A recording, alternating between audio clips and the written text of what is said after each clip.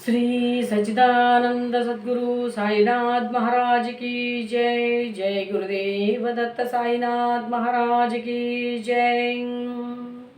సాయి స్వరూపులారా, ప్రేమ స్వరూపులారా, ఆత్మస్వరూపులారా, అందరికీ నా ఆత్మీయ వందన. చక్కగా మనం బాబా ఏ యోగులతో సహజీవనం చేశారు, వారి వస్త్రధారణ ఏంటి అనేవి గత వీడియోలో తెలుసుకున్నాం.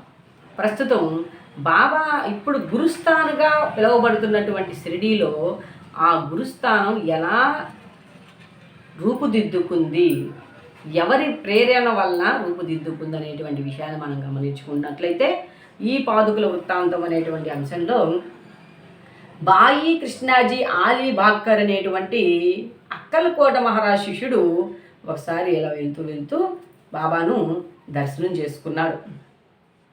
ఆయన చూడండి, మహారాజు గారి చిత్రపటమును పూజిస్తూ ఉండేవాడట. అతను ఒకప్పుడు షోలాపూర్ జిల్లాలోని అక్కలకోట గ్రామమునకు పోయి మహారాజు పాదుకును దర్శించి పూజించాలనేటువంటి తపన అతనికి కలిగింది. అప్పుడు ఆ మహాత్ముడు ఏంటాడు, ఇప్పుడు మా రూపం షిరిడీలో ఉంది. అక్కలకోట మహారాజు తన భక్తుడికి ఇచ్చిన స్టేట్మెంట్, ఇదేదో ఊరికే ఆషామాషిగా చెప్పింది కాదు. అరే, ఇప్పుడు మేము షిరిడీలో ఉన్నాము, అక్కడికి వెళ్ళి దర్శించు అన్నాడు. సరే వెళ్ళాడు ఆయన. ఎవరితో కలిసి? ఈ భగవంతరావు క్షీరసాగర్ది గతంలో పండరీపురం, ఇక్కడ ఈ అక్కలకోట స్వామి మహాశిష్యుడైనటువంటి ఇతను మహారాజ్ దర్శి, ఇప్పుడు ప్రస్తుతం నా నివాస స్థలము షిరిడీయే, అచ్చడికి పోయి నీవు నీ పూజను చేసుకో అని చెప్పాడు. సరే వెళ్ళాడు. అక్కలకోట పోవాలని తన నిర్ణయం మార్చుకొని బాయి కృష్ణాజీ ఆలీ బాక్కర్ షిరిడీకి వెళ్ళాడు. షిరిడీకి వెళ్ళి అక్కడ దర్శనాన్ని, బాబా దర్శనం పొందిన తర్వాత ఆయన అక్కలకోట మహారాజును దర్శించినటువంటి అనుభూతిని చెందాడు. దానికి జ్ఞాపకార్థంగా అక్కడ ఒక పాదుకుల్ని ప్రతిష్ఠిస్తే బాగున్ను అని చెప్పేటువంటి ఆలోచన ఆయనకి కలిగిందనమాట. అప్పుడు అక్కడ వేప చెట్టు, బాబా మొట్టమొదటి షిరిడీలో ఉన్నప్పుడు కూర్చుని తపస్సు చేసుకుంటూ ఉన్నటువంటి స్థానం నింబవృక్షం ఏదైతే ఉందో ఆ నింబవృక్షంలో చెంతనే పాదుకులను ప్రతిష్ఠించేందుకు కారకుడైనాడు బాయి కృష్ణాజీ ఆలీ బాక్కర్. ఇతను దీని జ్ఞాపకార్థం పాదుకులను చేయించారు. ఒక శుభ సందర్భంలో వేప చెట్టు కింద వాటిని ప్రతిష్ఠించారు. క్రీస్తు శకం అయితే 1834, అదే మనకి క్రీస్తు శకం 1912, శక సంవత్సరం 1800, క్రీస్తు శకం 1912లో శ్రావణ పౌర్ణమి రోజు. చాలా పుణ్యతిథి కదా ఇది. శ్రావణ మాసంలో వచ్చినటువంటి ఆ శ్రవణ నక్షత్ర జాతకుడు ఎవరు? మన వెంకటేశ్వరు. అలా శ్రవణ నక్షత్రం శ్రావణ పౌర్ణమి రోజు శాస్త్రోక్తంగా ఆ యొక్క పాదుకుల్ని అక్కడ ప్రతిష్ఠించడం జరిగింది. కాకపోతే దాదా కేల్కర్ ఉపాసనీ బాబా అనువారు పూజను శాస్త్రోక్తంగా జరిపారు. దీక్షిత్ అనే బ్రాహ్మణుడు పాదుకుల నిత్య పూజను, అంటే మన కాకాసాబ్ దీక్షిత్, గోపాలరావు గోవిందరావు దీక్షిత్ అని చెప్పి జీకే దీక్షిత్ అనేటువంటి ఆయన ఈ పాదుకుల్ని పూజ శాస్త్రోక్తంగా చేసేవాళ్ళట. దీన్ని పర్యవేక్షించే బాధ్యత సగును మేర్ నాయక్ అనేటువంటి భక్తుడికి ఆ పాదుకులకి పూజ ధూపము ఇట్లాంటివన్నీ చేసేటువంటి కార్యక్రమాలకి. అసలు దీని పూర్వ వృత్తాంతాన్ని తానే నివాసుడైనటువంటి బీవీ దేవు చెప్పగా మనకి ఇక్కడ ఆయన అందిస్తున్నాడు. ప్రతిష్ఠించబడి ఎలా అవి సాయిలీలా మాసపత్రికల్లో దాన్ని ప్రచురించారట. దాన్ని ఆధారితంగా 1912వ సంవత్సరంలో బొంబాయి నుండి డాక్టర్ రామారావు కొటారే అనే అతడు వచ్చాడు. వానితో పాటుగా అతని కౌంపండరు మరియు మిత్రుడైనటువంటి బాయి కృష్ణాజీ ఆలీ బాక్కర్ అనేటువంటి ఆయన కూడా వచ్చిన తర్వాత వాళ్ళిద్దరూ వెంట వచ్చిన షిరిడీలో వారు సగున మేర్ నాయకుకు దీక్షత్తుకు సన్నిహితులయ్యారు. అనేక విషయములు తాము చర్చించుకుంటున్నప్పుడు సంభాషణ చేస్తూ బాబా ప్రప్రథమన షిరిడీ ప్రవేశించిన వేప చెట్టు క్రింద ఆ గుర్తుగా ఆయన పాదుకులను ప్రతిష్ఠిస్తే బాగుంటుంది అనేటువంటి ఆలోచన వచ్చింది. దీన్ని వారి రాతితో చెక్కించుటకు నిర్ణయించారు. ఈ సంగతి డాక్టర్ రామారావు కొటారేకు తెలిపినచో ఆయన చక్కని పాదుకులు చెక్కించేదిరని బాయి కృష్ణాజీ ఆలీ బాక్కర్ చెప్పాడు. ఆయన కౌంపౌండర్ కదా, డాక్టర్కి చెప్పాడు. సరే, దానికి ఆమోదం అయింది. ఈ సలహాకి అందరూ సమ్మతించి బొంబాయి తిరిగి వెళ్ళిన డాక్టర్ గారికి ఈ విషయం తెలియజేశారు. వారు వెంటనే మరలా షిరిడీ వచ్చి పాదుకుల నమూనా రాయించుకొని ఖండోబా మందిరమందున ఉపాసిని మహారాజు వద్దకు పోయి తాము రాసిన పాదుకల నమూనాను చూపారు. శ్రీ ఉపాశ్రీ బాబా దానిలో కొన్ని మార్పులు చేర్పులు చేసి ఆ పాదుకల పక్కన శంఖము పద్మము చేర్చి చక్రము మొదలగున్నవి చేర్చి బాబా యోగశక్తిని వేప చెట్టు గొప్పతనం తెలిపేటువంటి ఒక చక్కటి శ్లోకాన్ని రాశాడనమాట. ఇప్పుడు అది మధ్యాహ్న హారతి సాయంత్రం హారతిలో పాడుకుంటుంటాం కదా మన అందరికీ. సదా నింబవృచ్ఛస్య మూలాదివాసాత్ సుధాశ్రావినం తిగ్ధమప్యప్రియంతం తరుం కల్పవృక్షాదికం సాధయంతం నమామీశ్వరం సద్గురుం సాయినాథం. అలా దాన్ని రాసి ఆ వేప అంటే సదా నింబవృచ్ఛస్య మూలాదివాసాత్, ఎప్పుడు కూడా వేప చెట్టు మూలంలో కూర్చున్నటువంటి వారు సుధాశ్రావినం తిక్తమిప్య ప్రియంతం, ఆ యొక్క వేప చెట్టు మూలంలో నువ్వు కూర్చున్న దానివల్ల దాని యొక్క కొమ్మలు ఆకులు అన్నీ కూడా వాటి యొక్క సహజ గుణమైనటువంటి చేదుని తొలగించుకొని తీయదగా మారే. తరుం కల్పవృక్షాధికం, అయా కల్పవృక్షంలాగా అందరి యొక్క దాన్ని కల్పవృక్షం చేసే. ఇప్పుడు అంతే కదా, వేప చెట్టుని మనం గ్రామ దేవత శక్తి స్వరూపాలుగా భావిస్తాం కదా. తల్లి ఎందుకు? దాని యొక్క సహజ లక్షణం చేదు గుణమైనప్పటికీ చల్లని ఇదిని మనకు అందిస్తుంది. ఇక్కడ సదానింబరు సాయినాథుడు కూర్చున్నటువంటి ఆ వేప కొంతమంది భక్తులు కూడా పరిశీలించి చూశారట.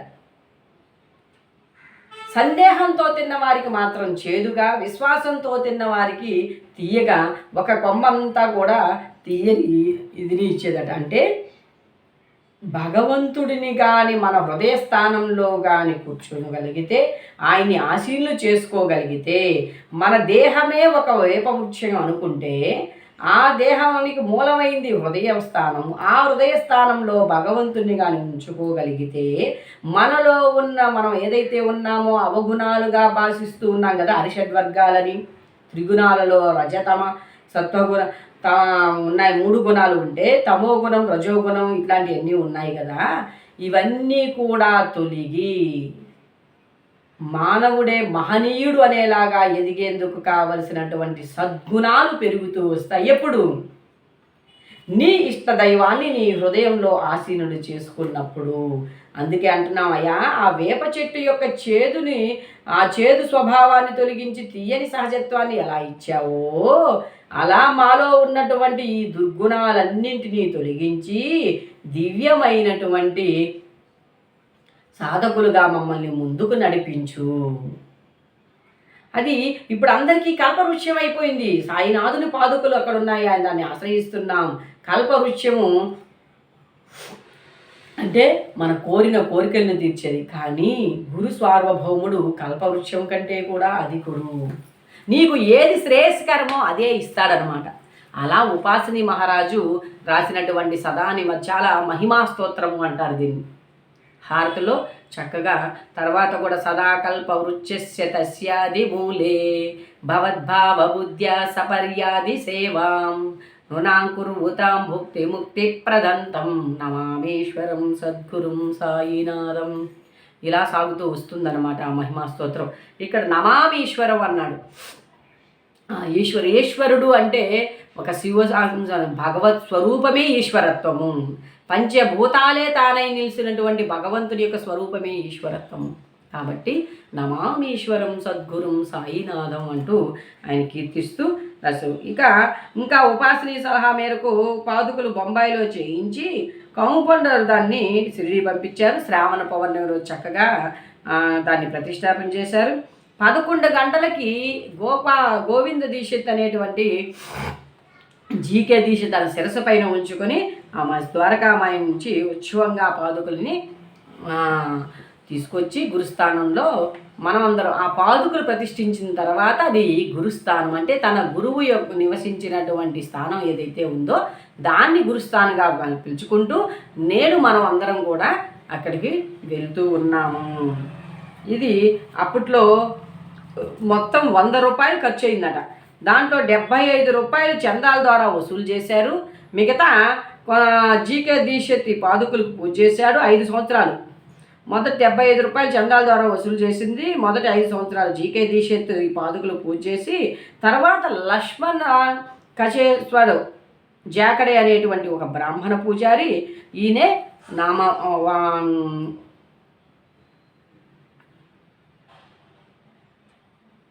వామన నామా పూజారి అనిపిస్తారన్నమాట. పూజ చేయొచ్చు. మొదటి 5 సంవత్సరములు నెలకు 2 రూపాయలు చొప్పున డాక్టర్ కొటారే దీపక ఖర్చులకి అక్కడ దీపంకి అంటే ఒక దాన్ని నెలకొల్పిన తర్వాత దానికి జరగాల్సినటువంటి కార్యక్రమాలన్నీ జరుగుతూ ఉండేందుకు అవసరమైనటువంటి పైకాన్ని రామారావు కొటారే పంపిస్తూ ఉండేవాడట. తర్వాత అది ఈ విధంగా ఖర్చు సగునుమేర్ నాయకు భరిస్తూ ఉండేవాడు. ఇలా అన్ని రకాలైనటువంటి యోగ్యతలను కలిగినటువంటి ఆ యొక్క మహిమా స్తోత్రంతో చక్కగా 1912లో ఈరోజు మనందరికీ శ్రీ గురుచరణం స్మరణం శరణం శ్రీ గురుహంస మంత్ర తన్మయ చింతనం ఇహ పరసౌఖ్య కైవల్య పరమపదం అని ఏదైతే చెప్పుకుంటున్నామో, అంటే గురు చరణాలు ఆ భౌతికంగా ఉన్నాయి, కానీ గురువు చేసినటువంటి బోధ మన మస్తకం నుంచి మన హృదయంలోకి చూపించుకుంటూ ఆయన నడిచిన బాట శ్రద్ధ సహనం అనేటువంటి వాటిని తన భక్తులకి ఇచ్చి నడిపించినటువంటి ఆ మార్గం, సాయి మార్గం ఏదైతే ఉందో ఆ సాయి మార్గంలో మనందరం నడిచేందుకు ఆ గురు పద బాటసారులమై చక్కగా మనందరినీ ఆధ్యాత్మికంగా ఉన్నతిపరుచుకునేందుకు గురుస్థానం మనందరికీ కేంద్రమయ్యింది. ఇక 1912 పాదుకులు స్థాపించినప్పుడు అక్కలకోటకు పోవచ్చు మార్గమధ్యమున షిరిడి యందు జరిగారు. బాబా దర్శనం చేసిన అక్కలకోట మహల్ గ్రామంకు పోవదనుకొని బాబా వద్దకేగి పాదుకుల ప్రతిష్టాపన అయిపోయింది కదా, ఇప్పుడు ఆయనకి నమస్కారం చేసుకొని పోయి వస్తారని చెప్పేదానికి బాయి కృష్ణాజీ పోతే, ఇప్పుడు బాబా అక్కలకోటలో ఏమున్నది, అక్కడికి ఎలా పోయేదవు, అక్కడుండే మహారాజు ప్రస్తుతం ఇక్కడే ఉన్నాడు. ఆయన వరే నాయన ఇక్కడెందుకు, నేను ఇప్పుడు నా నివాస స్థలం షిరిడి అన్నాడు. ఈయనేమన్నాడు, అక్కడికి ఎలా పోయేది, అక్కలకోటకు పోయేస్తాను స్వామి, ఇక్కడ పాదుకులు ఇది అయిపోయింది అంటే భక్తుడిలో ఉన్నటువంటి సహజమైనటువంటి ఇది పోదు. మనం శ్రీ గురుచరిత్రలో కూడా చూస్తామన్నమాట. కల్లేశ్వరుని పూజించే ఆయన మానవ మాత్రుని నేనేంటి పూజించడం చేయడం అనుకున్నప్పుడు ఆ కల్లేశ్వరుడు స్థానంలో ఎవరైతే ఆయన ఉన్నారో స్వామి దర్శనం ఇవ్వడం, తర్వాత కనువిప్పు చేయడం. అలాగే ఇప్పుడు అక్కలకోటకి ఎందుకు పోయేదవు, అక్కడ ఉండేటువంటి అప్పుడు అక్కడ ఉన్న మహారాజు ఎవరైతే ఉన్నారో ఇప్పుడు ఇక్కడే ఉన్నాడు తేల్చేశాడు. అతని సందేహానికి ఆన్సర్ వచ్చేసిందనమాట. బాయి కృష్ణ అక్కలకోటకు వెళ్ళేందుకు ఇంకా మానుకున్నాడు ఇది విని. అంటే తనకు గతంలో కలిగిన అనుభవము ఈ దీంతోనూ పోల్చుకుంటే చక్కగా ఇది ఉందన్నమాట. పాదుకుల స్థాపన తర్వాత అనేక పర్యాయాలు అతను షిరిడి యాత్ర చేశాడు. ఇలా ఇవన్నీ కూడా బీవీదేవ్ సాయిలీలా మాసపత్రికలో ఇచ్చిన దాన్ని బట్టి మనకి దీంట్లో ప్రచురితం చేశారు. మరొక వీడియోలో మొహద్దీన్ తంబోలి అనే ఆయనతో బాబా కుస్తీ పట్టడం, అప్పటిదాకా వారి యొక్క ఆధ్యాత్మిక వాస్తవానికి ఆయన అన్నిటినీ అధిరోహించి అన్నీ ఆయనే వచ్చినటువంటి, కానీ ఫస్ట్ ఒక పిచ్చి పకీరుగా, తర్వాత వైద్యుడిగా, తర్వాత ఇలా రూపాంతరం చెందుతూ ఇప్పుడు తనకున్న అంటే ఒక సాధకుడుగా ఉన్నవాడు ఏటేటిని తొలగించుకుంటూ రావాలో తెలియజేస్తున్నాడు. ఆ తంబోలితో కుస్తీలో బాబా మనకి ఏం తెలియజేస్తాడు, ఏం చెప్తాడు అనేటువంటి విషయాల్ని మనం తదుపరి వీడియోలో తెలుసుకునేటువంటి ప్రయత్నం చేద్దాం. చక్కగా ఈ యొక్క ఆధ్యాత్మిక గనులను గురించి తెలుసుకుంటూ మనల్ని మనం సంస్కరించుకుంటూ సాయి గురుపద పాఠశాలమై చక్కటి ఆధ్యాత్మిక పరిణితిని సాధించాలని మనసావాచ కోరుకుంటూ జై సాయిరామ్, జై జై సాయిరామ్.